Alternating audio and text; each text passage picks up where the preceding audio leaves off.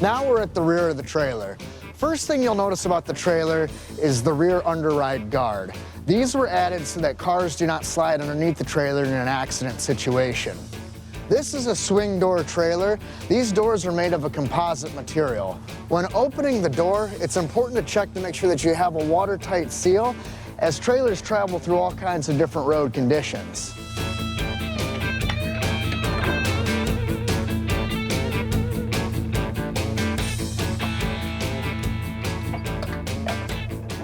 When opening the trailer doors, it's important to make sure that you have the door properly secured. Other doors commonly used are roll-up doors. The advantage of a roll-up door is that it can be easily opened from a warehouse's dock.